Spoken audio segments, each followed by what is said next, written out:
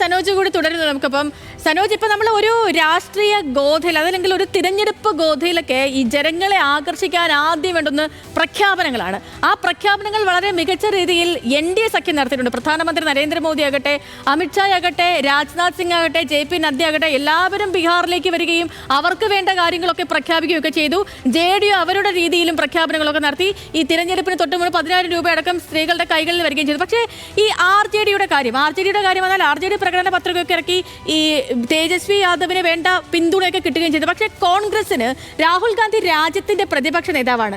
അദ്ദേഹം പക്ഷേ ബീഹാറിലെ ജനങ്ങൾക്ക് കൊടുത്ത വാഗ്ദാനം എന്ത് എന്നുള്ളതാണ്. ഇപ്പം ഓട്ചോരി അല്ലാതെ ഒരു ഓട്ചോരി നടക്കുന്നു. അങ്ങനെ ഈ BJP വോട്ട് ഒത്തിരി നേടും, NDA സഖ്യം ഒരുപാട് വോട്ടുകൾ നേടും, അവർ അധികാരത്തിൽ വരും. അത് അദ്ദേഹം പറഞ്ഞുകൊണ്ടിരുന്നു, ഇനിയും പറഞ്ഞുകൊണ്ടിരിക്കും. അതല്ലാതെ എന്ത് വാഗ്ദാനമാണ് ബീഹാറിലെ ജനങ്ങൾക്ക് കോൺഗ്രസ് നൽകിയത് എന്നുള്ളതും ഈ തിരഞ്ഞെടുപ്പ് ഫലത്തിൽ നമ്മൾ അവലോകനം ചെയ്യുമ്പോൾ വ്യക്തമല്ലേ? സേതു, അതായത് ഈ മഹാഗഡ്ബന്ധനെ സംബന്ധിച്ചിടത്തോളം ഈ പറഞ്ഞതുപോലെ, നേരത്തെ പോത്തൻ പറഞ്ഞതുപോലെ, എങ്ങനെയാണ് നടപ്പാക്കുക എന്ന് നമുക്ക് സംശയം തോന്നാവുന്ന തരത്തിലേക്ക് വലിയ വാഗ്ദാനങ്ങൾ. ഇപ്പോൾ എല്ലാ കുടുംബത്തിലും ഒരാൾക്ക് സർക്കാർ ജോലി, അത് എത്ര കണ്ട് ഒരു ബീഹാർ പോലെ ഇത്രയും ജനസംഖ്യയുള്ളൊരു സംസ്ഥാനത്ത് എങ്ങനെ പോസിബിൾ ആകും എന്നുള്ളൊരു പ്രധാനപ്പെട്ട കാര്യമുണ്ട്. അത് അടക്കമുള്ള വാഗ്ദാനങ്ങൾ നൽകുമ്പോൾ ഒരു ക്രെഡിബിലിറ്റി പ്രശ്നമുണ്ട്. അതായത് 20 വർഷമായിട്ട് ഒരുപക്ഷെ സാധാരണക്കാരെ, സ്ത്രീകളെ അടക്കമുള്ള ആളുകളെ അല്ലെങ്കിൽ കുടുംബങ്ങളെ, ഗ്രാമീണ മേഖലകളെ കൂടുതലായിട്ട് അവർക്കൊരു വെൽഫെയർ ഉണ്ടാക്കാൻ ശ്രമിച്ചിട്ടുള്ള JDUവിനെ പോലെ അല്ലെങ്കിൽ നിതീഷിനെ പോലെ ഒരാൾ നിൽക്കുമ്പോൾ മറ്റൊരു കാര്യം പ്രൂവ് ചെയ്യപ്പെടേണ്ട ഒരു കാര്യമാണ്. കാരണം തേജസ്വിയിലൂടെ പിന്നീട് പ്രൂവ് ചെയ്യപ്പെടേണ്ട ഒരു കാര്യമാണ്. അതായത് അവിടെ ഒരു ബലാബലത്തിന്, ഒരു പരീക്ഷണത്തിന് നിൽക്കാൻ തൽക്കാലം വോട്ടർമാർ തയ്യാറല്ല എന്നുള്ളതും കൂടിയായിരിക്കാം ഒരു പക്ഷേ ഇപ്പോൾ സംഭവിച്ച ഒരു ഘടകം എന്ന് പറയുന്നത്. മറ്റൊന്ന്, 20 വയസ്സിനും 29 വയസ്സിനും ഇടയിൽ പ്രായമുള്ള വോട്ടർമാർ ഏതാണ്ടൊരു 1.25 കോടിയോളം വോട്ടർമാരുണ്ട്. അതായത് ഏതാണ്ട് 1,60,00,000 എന്ന് ആണ് അതിൻ്റെ കണക്ക്. ഇവർ, അതായത് ഈ പുതിയ യുവാക്കൾ, അവരുടെ മൈഗ്രേഷനുമായി ബന്ധപ്പെട്ട പ്രശ്നം, അവരുടെ തൊഴിലില്ലായ്മ, അവരിപ്പം 7%, 4% ഒക്കെയാണ് അവിടുത്തെ ബിരുദാനന്തര ബിരുദധാരികളുടെയൊക്കെ എണ്ണം എന്ന് പറയുന്നത് വളരെ ചെറുതാണ്, 5% താഴെയാണ്.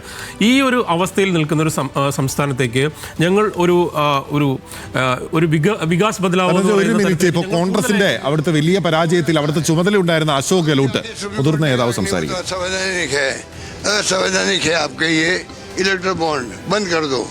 अरे बंद तो कर देंगे, पर जो पैसा इकट्ठा किया 1 करोड़ अरबों रुपए, वो पैसा हमारे खिलाफ उपयोग हो रहा है. रोक क्यों दे रहे उसको? आप पैसे जमा करो PM रिलीफ फंड में.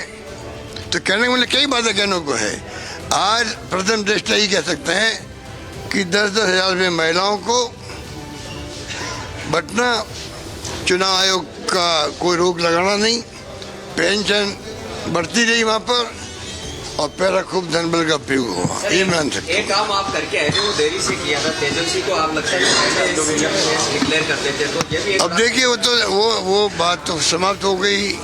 सोच समझ के कोई फैसला हुआ होगा हाईकमांड से भी, सोच समझ के आपस में बातचीत तेजस्वी से हुई होगी. इसकी मुझे जानकारी नहीं है, पर उसका कोई मैं समझता हूँ इश्यू नहीं है. वो वेलकम हुआ, उसको जो फैसला हुआ वेलकम हुआ. और स्वाभाविक चॉइस तो तेजस्वी थे वहाँ पर, कोई दिक्कत थी नहीं उसके अंदर. धन्यवाद. കൃത്യമായ മറുപടി ഇല്ല കോൺഗ്രസിന് ഒരു കാര്യത്തിലും. സനോജ്, തുടരാം. അല്ല, ഗെഹ്ലോട്ട് പറയുന്നത് കേട്ടാൽ തന്നെ അതിൻ്റെ ക്രെഡിബിലിറ്റി ഇല്ലായ്മ ബോധ്യപ്പെടും. അതായത് ഈ വോട്ടെടുപ്പിന് മുമ്പുള്ള സ്ത്രീകളുടെ ക്ഷേമ പദ്ധതി സംബന്ധിച്ചുള്ള, അല്ലെങ്കിൽ 1 മാസം മുമ്പ് പൈസ കൊടുക്കുന്നതാണ് ഒരു ഘടകം എന്ന രീതിയിലേക്കുള്ള സൂചനയാണ് പുള്ളി പറയുന്നത്. പക്ഷേ അതേസമയം മഹാഗഡ്ബന്ധൻ്റെ കാര്യത്തിൽ യാതൊരു തരത്തിലുള്ള എന്താ പറയുക, ഒരു അഴകുഴമ്പൻ മറുപടി അശോക് ഗെഹ്ലോട്ട് നടത്തുന്നു. അശോക് ഗെഹ്ലോട്ട് വന്ന അവസാന ഘട്ടത്തിലാണ് ഒരു സ്ഥാനാർത്ഥി നിർണ്ണയത്തിൻ്റെ കാര്യത്തിൽ പോലും ഒരു തീരുമാനമാകുന്നത്. അത് തന്നെ ഒരു സ്വരച്ചേർച്ചയില്ലായ്മ കൂടുതലായിട്ട് ആളുകളിലേക്ക് വന്നു എന്നുള്ളതാണ് ഒരു പ്രധാനപ്പെട്ട കാര്യം എന്ന് പറയുന്നത്.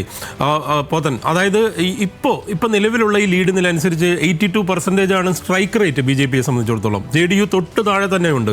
കാരണം ഏതാണ്ട് ഒരു 80% സ്ട്രൈക്ക് റേറ്റിലാണ് ഇപ്പം JDU നിൽക്കുന്നത്. ഇതിൽ 2 ഘട്ടങ്ങൾ നടന്ന തെരഞ്ഞെടുപ്പുകളുടെ കണക്ക് നമുക്ക് നോക്കിയാൽ അറിയാം. കാരണം ആദ്യഘട്ടത്തിൽ 121 മണ്ഡലങ്ങളിലേക്ക് നടക്കുന്നു. അവിടെ കഴിഞ്ഞ തവണ, അതായത് 2020 ഏതാണ്ട് 61 സീറ്റോളം വിജയിച്ചതാണ് മഹാഗഡ്ബന്ധനം നമുക്കറിയാം. ഇപ്പോൾ 24 സീറ്റുകളിൽ മാത്രമാണ് അവർ ലീഡ് ചെയ്യുന്നത് എന്നുള്ളതാണ്. ഒപ്പം രണ്ടാം ഘട്ടത്തിൽ ഇതേ അവസ്ഥയാണ്. അതായത് ഏതാണ്ട് ഒരു 20 സീറ്റ് ഓളം ആണ് ആകെ ലീഡ് ചെയ്യുന്ന ഒരു അവസ്ഥയിലേക്കാണ് അവർ. രണ്ടാം ഘട്ടത്തിൽ 23 സീറ്റ് 24 സീറ്റുമാണ് ലീഡ് ചെയ്യുന്നത്. അതായത് 2 ഘട്ട തെരഞ്ഞെടുപ്പുകൾ, വിവിധ മേഖലകൾ, നമ്മൾ പറയുന്ന 4-5 റീജനാക്കി തിരിച്ചാൽ തന്നെയും ഇപ്പോൾ ഈ പറഞ്ഞ തിർഹട്ട് ആണെങ്കിൽ തിർഹട്ട് ആ മേഖലയൊക്കെ മൊത്തത്തിൽ ക്ലീൻ സ്വീപ്പ് എന്ന് പറയാവുന്ന രീതിയിലൊക്കെ NDA കൊണ്ടുപോയിരിക്കുന്നു എന്ന് പറയേണ്ടി വരും. മിഥിലാഞ്ചലിൻ്റെ സ്ഥിതി ഇത് തന്നെയാണ്.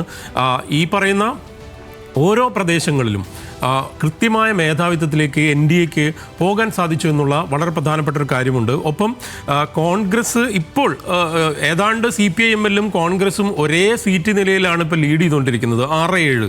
നേരത്തെ അത് 5-6 ആയിരുന്നു. CPIM-ൽ കുറച്ചുകൂടെ രണ്ടാമത്തെ ഒറ്റകക്ഷി എന്നുള്ള നിലയ്ക്ക് മഹാഗഡ്ബന്ധനുള്ളിലെ ആ രീതിയിലേക്ക് പോകുന്നു. ഇതെല്ലാം തന്നെ വളരെ പരിമിതമായ ഒരു അവസ്ഥ.